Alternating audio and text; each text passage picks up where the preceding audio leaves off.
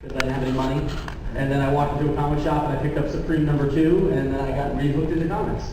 So personally, thank you guys for saving my comics career. We apologize. I was 14 at the time too. That's crazy. So these guys probably don't need any introduction, but we'll do it anyway. Down on the end, we've got Rob Liefeld.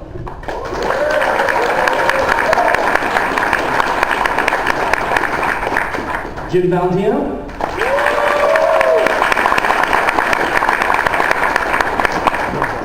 Mark Silvestri.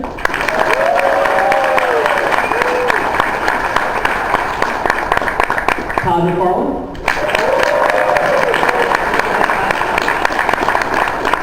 Newest Image partner, Robert Kirkman.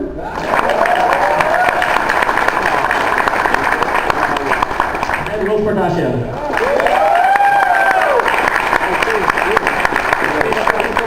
Excellent. So Jim B.C. Lee will not be here today. I thought he was standing under the table. Hanging out with our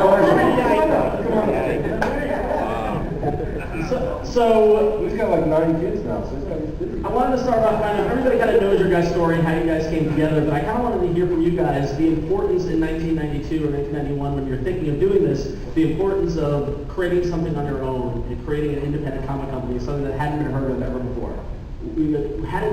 Where did that idea come from to start? Robert, you were there. Yeah, why am I on this panel? No, wow. You know what? I'm going to start this off with Rob, because I think Rob was really sort of the beginning seed of it. So he has the most clarity here. So Rob, you started off there. Well, here's the deal. I mean, that's all well and good, but I mean, we're a collective, and the reason Image worked was because it was a collective, and it really started. Eric Larson, myself, Valentino had gone out to dinner in San Diego with the guy who was the publisher of Malibu Comics, and we were all jonesing to do our own thing. We loved our time at Marvel.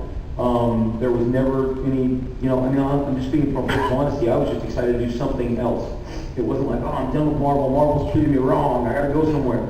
It was just like what was happening to us in our careers. And if you go back and you chart all of us at Marvel Comics, our books, there was something happening. Our rapport with the fans was genuine and it was organic, and there was a reason that Todd's Spider-Man is the best-selling of all time. People just loved it. And there was a reason that, here comes Eric Larson, everybody, let's all make it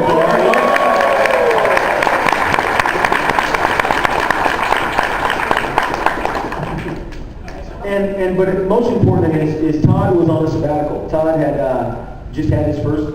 What I miss? What happened? Nothing. But Todd knew all about this. I would talk. My favorite quote in comics is, and Todd knows this. I would call him so much.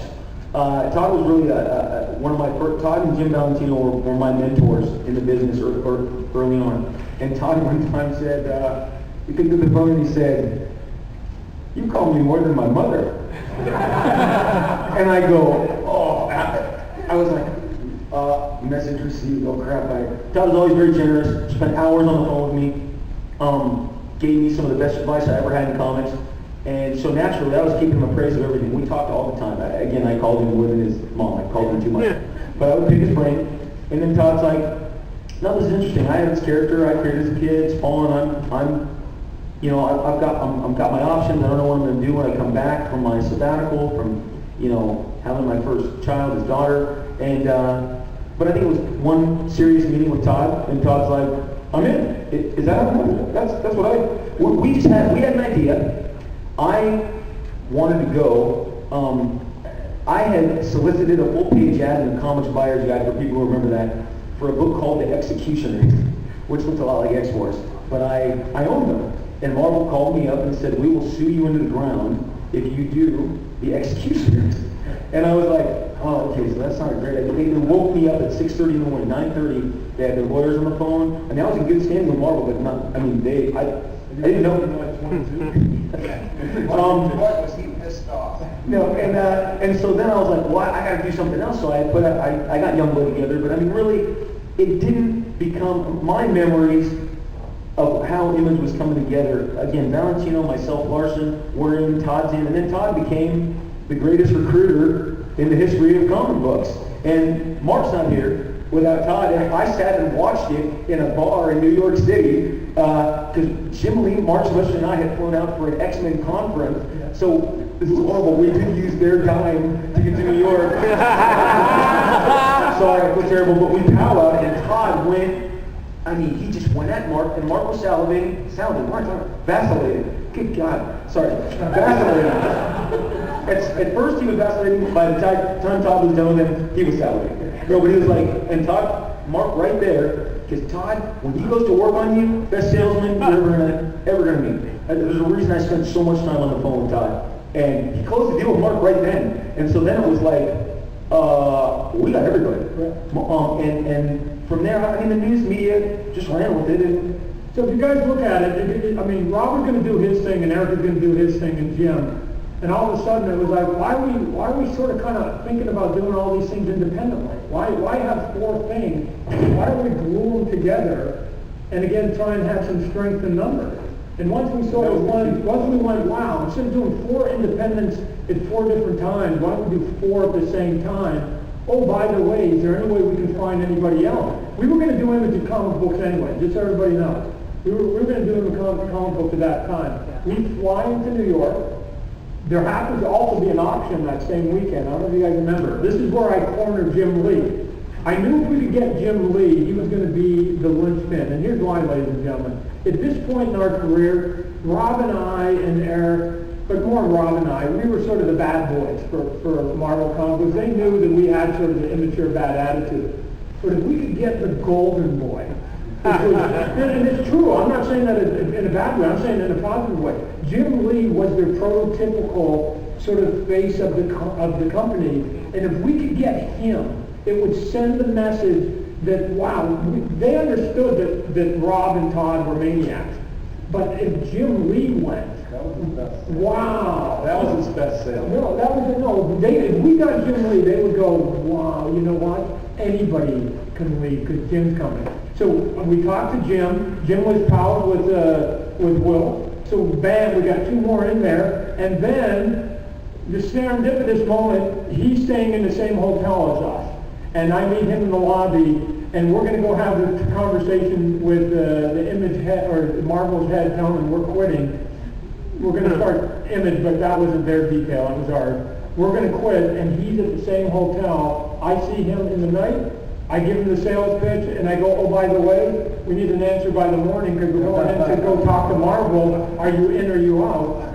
He phones me. I remember going, oh, I'm in. And all of a sudden, bam, we had the seven of us, and we went and made the announcement to both Marvel and DC that same day. Let me give you something funny. After we went in and sent it to Marvel, everybody sort of heard about that one. We went about an hour later directly across the street to go to DC. DC, Mark had never worked for DC. I did. I started my career there. No, there was a Jim. Oh, Jim.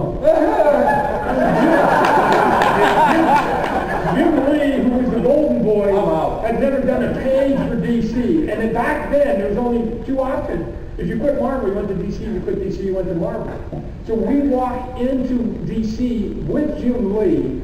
All the editors just went, oh my God, the golden boy is here. He never walked into our office ever. They sit down, they get all the editors, and they go, what can we do for you? And we say, he's not going to work for you either. We just told Marvel, he's never going to work for you either. We just told Marvel we're not going to work for them, and we just thought we'd give the same courtesy to you that we're not working for you either. And we got up with the same conversation. And for 20 minutes they talked. They had, literally, they hit the mother load. They hit the mother load. But let me just tell you one thing, I remember, besides I was already going, I remember that meeting with DC Comics Book. And besides I already knew why we were going to leave, that DC said, well, why don't you come work for us? Because we're doing things that are better for the community, the creative community. We've just actually created this new document that will make it better for the creative community and that your lives will be better. And in that moment, with 10 of them sitting there, I asked the question that I'll never forget. And I go, I just got to ask the one question. While you were putting together the document to basically tell us how our lives will now be better as creative people, how many creative people did you talk to that had input into that document? And when I got the pregnant pod, it was all I needed at that moment to just cement the deal that we were making the right move. That they were going to tell us what our life was going to be about without asking any of us how we actually thought our life should be.